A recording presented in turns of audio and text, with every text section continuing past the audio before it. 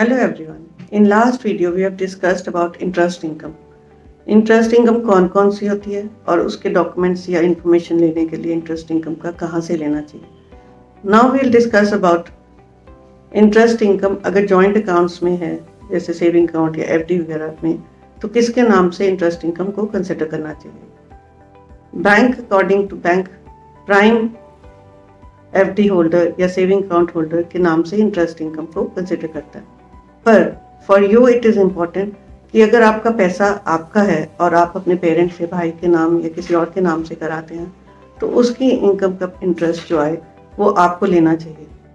अगर आपका joint account है, सेविंग अकाउंट या एफडी अकाउंट, तो क्या करता है बैंक, जो प्राइम होल्डर है सेविंग अकाउंट में या एफडी अकाउंट में, उसकी इंटरेस्ट इनकम पे एक्शन लिया जाता है. एफडी पे अगर उसको इंटरेस्ट पे टैक्स काटना है, टीडीएस काटना है, तो बैंक या इंस्टीट्यूट जो है वो उसके नाम से ही काटेगा. जबकि अगर आपका पैसा किसी और के नाम से आपने एफडी कराई है, तो इंटरेस्ट इनकम भी उसी को लेनी चाहिए जिसका पैसा है. Why so?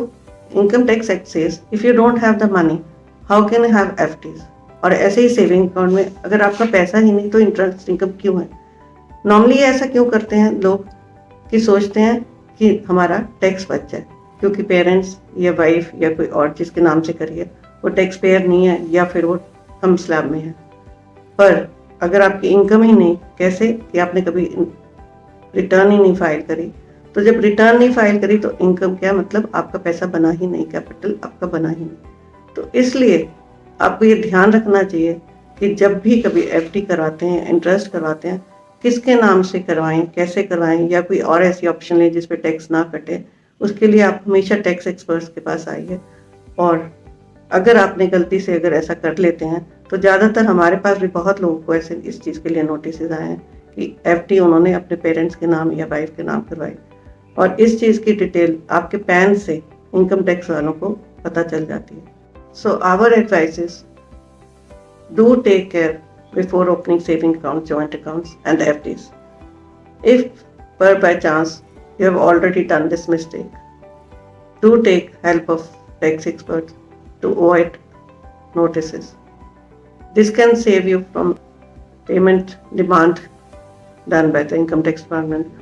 Not only the demand you have to pay, but you have to pay a lot of interest and penalties if any demand is genuine by the income tax department. We are sure by these small videos we are able to help you out and guide you to avoid notices. Thank you so much.